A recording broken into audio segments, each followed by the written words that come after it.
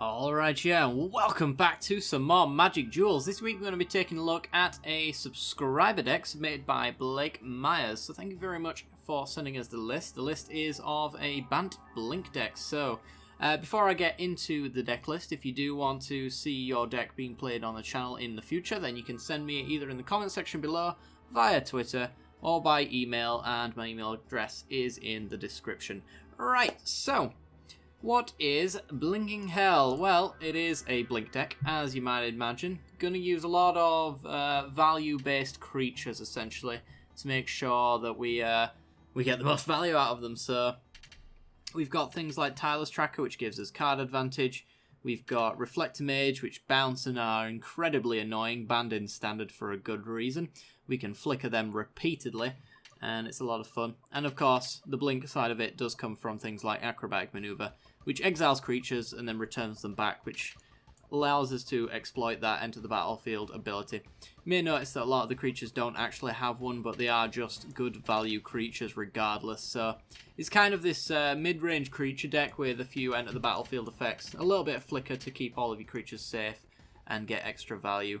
And then right at the end, we've got a big payoff package of Revolt triggers, Planeswalkers, and even things to get back earlier creatures and rebuild our board.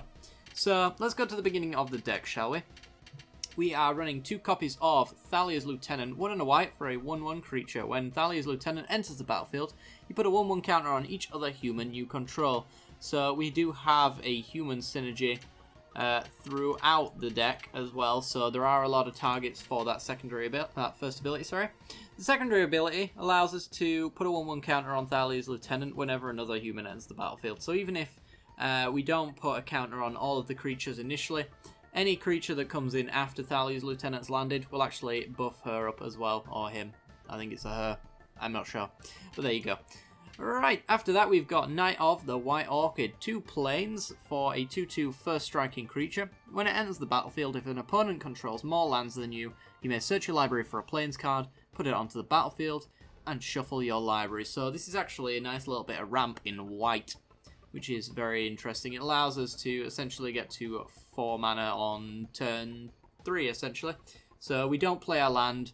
We play with the 2 white mana we've got, we get our 3rd land, and then we make our land drop. We've got 4 mana total, which allows us to go Knight and then any other 2 drop that we want, so maybe a Dustwatch Recruiter or another Thalia's Lieutenant. There is also a nice little synergy with the Plains card being grabbed as well, with, oh god, calm down, we're all the way at the back.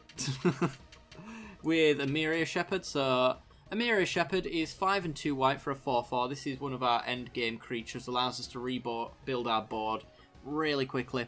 So it's flying, but it has landfall as well. It says whenever a land enters the battlefield under your control, you may return target non-land permanent from your graveyard to your hand. If that land is a plains, which Knight is going to grab for us, then we may return target non-land permanent card to the battlefield instead. So if the Knight of the White Orchid does grab as a plains, and we end up playing it, we could get something like an Ajani out of our graveyard.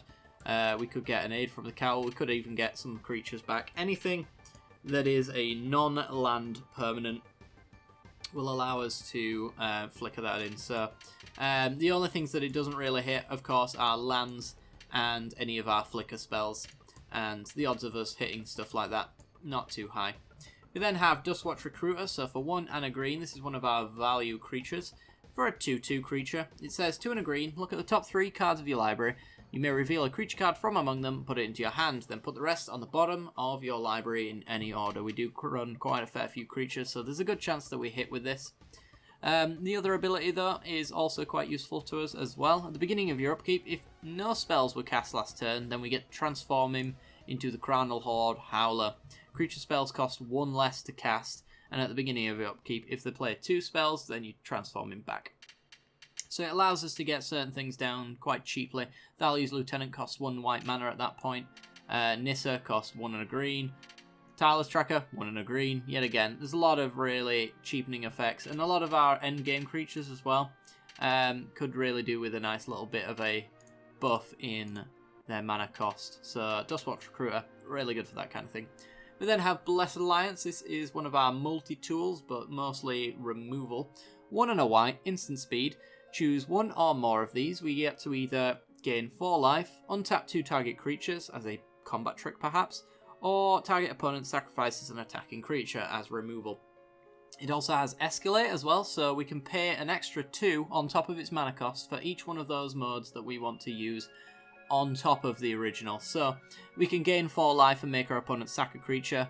We can make our opponent sack a creature, untap 2 creatures in order to block the other 2 creatures that might be coming at us. That kind of thing. There's a lot of utility with Blessed Alliance. It's really useful as a decent card, and people quite fear this card. So if they've got 1 creature, sometimes they can be a little bit afraid of the Blessed Alliance and may not actually attack in.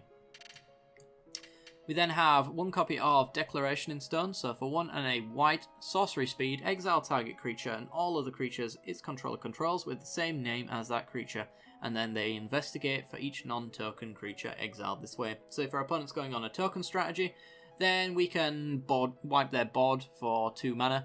If they've got a lot of creatures with the same name, then we get all of those creatures.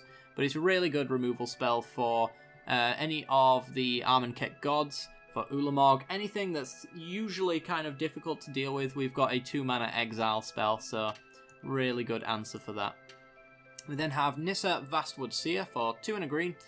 For a 2/2, when it enters the battlefield, you may search your library for a basic forest card, reveal it, and put it into your hand, and shuffle your library. And then if you have 7 or more lands, when a land is played, then you get to exile Nissa and return her as a Planeswalker. Should note that there is a little bit of a synergy with Nissa's trigger. When she gets exiled and re-enters, she actually triggers Revolt as well, so Aid from the Cowl gets a trigger from us getting a Planeswalker, which is stupid value. It's awesome. So, when Nissa flips, she comes back as Sage Animist. So for 3 loyalty, you get to +1 her. Reveal the top card of your library. If it's a land card, put it onto the battlefield. Otherwise, put it into your hand. So it's either ramp or it is card advantage. Either one is fine by us. Her next ability is the way that she protects herself. So for -2, put a legendary 4/4 green elemental creature token named Ashaya, the Welcome World, onto the battlefield. 4/4, pretty decent as a blocker. And then her ultimate, -7, untap up to 6 target lands. They become 6/6 elemental creatures. They're still lands. So if your opponent doesn't lose off of this alone, then they're probably going to win, most likely. Or you can swing back again for another hit. They don't stop becoming elemental creatures. It does put them a little bit in range of things like Fatal Push and stuff like that, but Planar Outburst doesn't hit them because they're still land creatures, and Planar Outburst only hits non-land stuff. Doesn't get hit by Yahenni's Expertise, Languish, or anything like that. So only targeted removal is really the only thing that's going to be getting in the way of winning off of this ultimate. We then have Tireless Tracker, briefly touched upon this one. So for 2 and a green, for a 3/2, when a land enters the battlefield in your control, you get to investigate. And that means we get to put a clue token onto the battlefield, and if we pay 2 mana, we get to sacrifice that and draw a card. So Tireless Tracker allows us to gain card advantage and maintain a decent grip full of value. And whenever we sacrifice a clue as well, not only do we draw a card, but we also get to put a 1/1 counter on Tireless Tracker. So very quickly, Tireless Tracker is going to get quite out of hand for our opponent, and there's going to be a lot of chump blocking to stop him dealing a load of damage, so really awesome value there. Reflector Mage, we've touched upon this one a little bit as well. It's 2/3 for 3, white and a blue of course. When it enters the battlefield, you get to return target creature an opponent controls to its owner's hand, and then that creature's owner cannot cast spells with the same name as that creature until your next turn. So once we bounce it, it's not going to get replayed. Really good at slowing down our opponent. Really awesome tempo play. So, yeah, it might be the creature that's going to save them and they can't play it. Any other cards of that name in their hand as well are also dead. So there's a really good chance that we slow our opponent down to the point where they just can't get back from that kind of value. And we did mention as well that we have a lot of flicker spells, so anything that had entered the battlefield that I've mentioned already can be reused once it enters the battlefield, thanks to things like Acrobatic Maneuver. 2 and a white, instant speed, exile target creature you control, then return that card to the battlefield under its owner's control. So exile it out, bring it back in. And when we do that, we get to draw a card and repeat any enter the battlefield effects. So really awesome. Awesome for getting decent value. So Reflector Mage gets to redo its bounce. It's really annoying bounce. Displace, pretty much the same thing, except for it's 2 and a blue, instant speed, and we exile 2 creatures instead and return those to the battlefield. So yet again, double triggers. It is up to 2 target creatures, so if there is only 1 target, we can still use this as an acrobatic maneuver, essentially, without the card draw. So, really good stuff. And, of course, if we're not in white, then we have the blue available version to make sure that we've got some sort of flicker. We then have 1 copy of Cast Out, 3 and a white, enchantment with Flash, which means we can play it at instant speed. When Cast Out enters the battlefield, exile target non-land permanent and opponent controls until Cast Out leaves the battlefield, and then it has cycling for 1 white mana as well, which means we can discard it if we don't want to use it and draw a card. Should be noted that this is a non-land permanent as well, so a Miria Shepherd can bring it back at a later date if our opponent removes it. It's in here mostly to deal with any kind of Planeswalker situation. Any Planeswalkers that are close to ultimating, essentially, we can have this in hand ready to strike.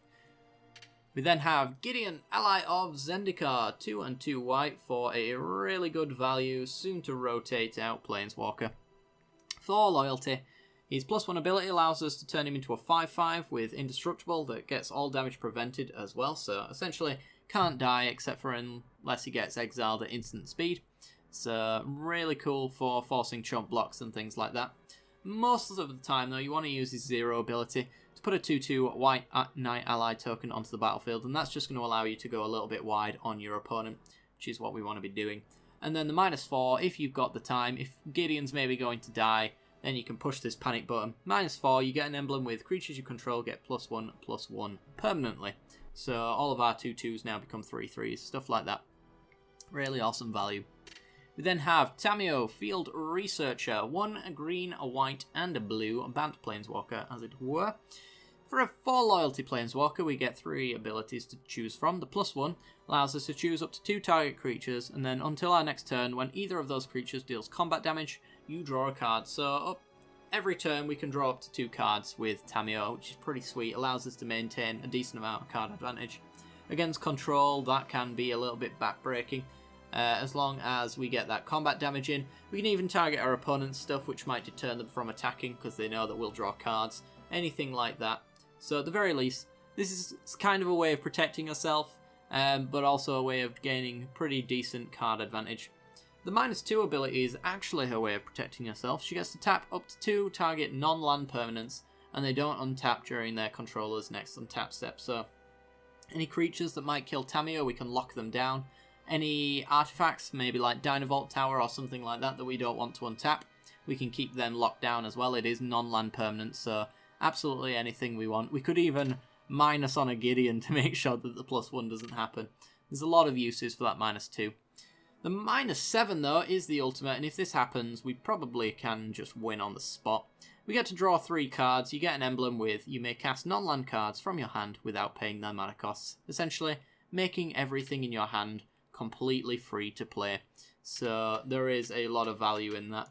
There's no infinite combo with Tamiyo. Usually if you have Green Warden and Marasa, you can cast Green Warden, get back a Flicker spell, use the Flicker spell on Green Warden gets back the Flicker spell, and you can keep doing that forever. Not really the case in this particular deck, but we do have a lot of card draw to make sure that we can draw into more free spells to cast. We then have Angel of Invention. So it is 3 and 2 white for a 2/1 creature. It does have an end of the battlefield effect, but it is locked behind Fabricate. So whenever this creature enters the battlefield, you get to put 2 1/1 counters on it, or you get to create 2 1/1 servos. So if we are using this as a flicker target, then we want to go for the servos, essentially, so that we get some 2/2s for as long as Angel of Invention is on the board. It does have Flying, and Vigilance, and Lifelink, though, so to put those counters on the Angel of Invention is also to make a very, very powerful creature, so it's really good for that kind of thing. And naturally, gives +1/+1 to every single creature on our side as well, which is pretty sweet. We then have Archangel Avacyn. This is our board wipe protection, but also a nice little flash in to surprise our opponent and maybe finish them off in the late game. 3 and 2 white for a 4/4 with flash, so cast it on our opponent's turn if we want to do that. Flying and Vigilance. When it enters the battlefield, creatures you control gain indestructible until the end of the turn. So if we want to flicker Archangel Avacyn, we can protect our board state whenever we want, except for against things like Languished and Yahenni's Expertise, which tend to take our power and toughness below 0, which kills them automatically anyway, even through indestructibility. Whenever a non-angel creature you control dies, you get to transform Archangel Avacyn at the beginning of the next upkeep. Sometimes this can be used to wipe the board, sometimes this can be used against us, and sometimes this can be used to win the game as well. So whenever we flip Avacyn, she comes in as Avacyn the Purifier, 6/5 flyer, won't have Summoning Sickness of course because she has already been on the battlefield, so she's ready to attack him. When she transforms, it deals 3 damage to each other creature and each opponent, so it could wipe our opponent's board, it could wipe ours if we're not careful, but it also hits for 3 on our opponent as well, so even if she doesn't get in for that attack, we've already done that 3 damage as well. Sometimes that is enough to close out the game, but that's a 9 power swing as soon as she comes back through. She does lose Vigilance though, so that's something that has to be taken into account when using her. You won't be able to keep her back as a blocker like you usually would. Next we've got Cloudblazer, 3 a white and a blue for a 2/2 flyer. When it enters the battlefield you gain 2 life and draw 2 cards. It's essentially standard Muldrifter. Really good value, especially if you're going to flicker it over and over again. You can keep your hand full with a Cloudblazer. Not much else to say about that. That is our card draw. It is super powerful. We then have 2 copies of Aid from the Cowl, 3 and 2 green for an enchantment. It has Revolt, so Revolt means if a permanent that we control left the battlefield at any point during our turn, then we get to reveal the top card of our library. If it is a permanent card, we get to put it on the battlefield. Otherwise, we have to put it on the bottom of our library if we want to. So most of the cards in our deck, as we mentioned, are non-land permanents, which is why Emiria Shepherd is so powerful in this deck. So Aid from the Cowl is essentially the same sort of thing, except for it's targeting the top card of our library instead of our graveyard. So we don't really get a choice of what comes off of the top, but most of the time it's going to be something useful. It could be a Planeswalker, could be a Cloudblazer to fill our hand, could be Archangel Avacyn. There's absolutely so much that it could be that you don't really care what it is most of the time. Lands are usually the only thing that are a little bit disappointing to see. Unless, of course, you need them. So we then got Jace, Unraveler of Secrets. 3 and 2 blue for a 5 loyalty Planeswalker. The +1 allows us to scry one and then draw a card. So we get to look at the top card of our library. If we don't like it, we put it to the bottom and draw it, a new one. If we do like it, then we just draw it. Really good card advantage and keeps us in the game when we might otherwise have lost a lot of our hand to board wipes and things like that. The -2 is the way that he protects himself as well. He gets to return target creature to its owner's hand. We could use this on our own creatures as well if we want to reuse their enter the battlefield ability, or maybe even trigger Revolt for the Aid from the Cowl. Things to consider with Jace. If we manage to ultimate him, and ultimating him is pretty awesome, then we get an emblem with whenever an opponent casts his or her first spell each turn, that gets countered. So we 2-for-1 our opponent every single time they cast anything during a turn, which is pretty sweet. We then have Ajani, Unyielding, yet again plays into the non-land permanent theme of our deck. 4 a green and a white for a 4 loyalty Planeswalker.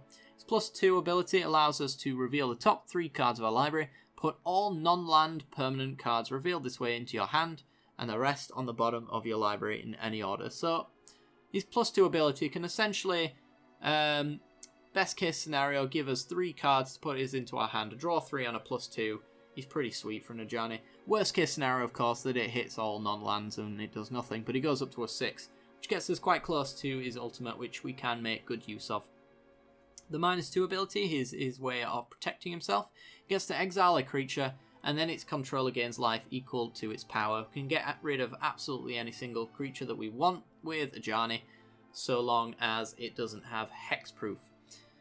So the -9 ability, we get to put 5 1/1 counters on each creature you control, and 5 loyalty counters on each other Planeswalker you control. So 5 loyalty counters on a Jace allows us to ultimate the Jace if we've just played him. 5 loyalty counters allows us to -7 on Tamio. So if we manage to Ajani ultimate with any other Planeswalker on the field, we're going to be able to ultimate the Planeswalker next to it as well. So there is a lot of value there. And we're also quite a creature-heavy based deck as well. So those 5 1/1 counters on each creature are going to do a lot of work.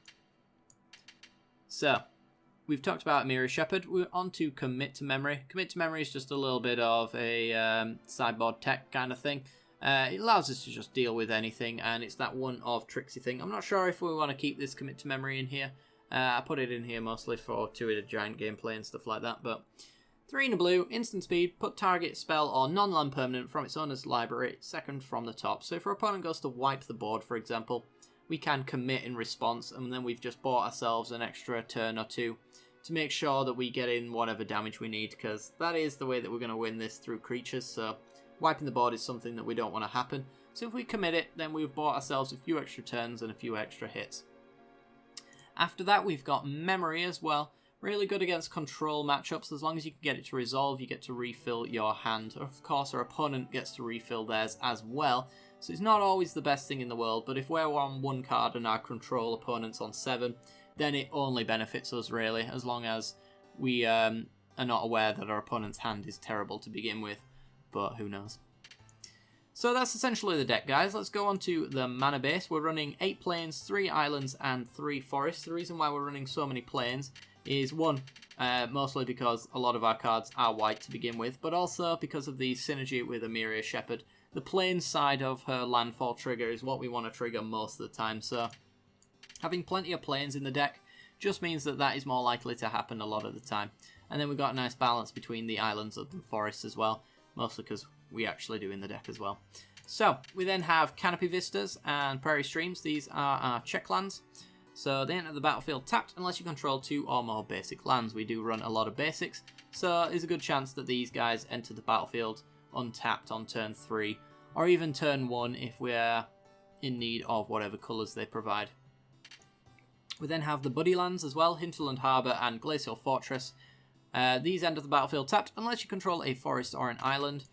Good to note that the Prairie Streams do actually have the land text in them as well, so they will allow Hinterland Harbour and things like that to come into play untapped as long as they've got the correct colour to match, which they all do.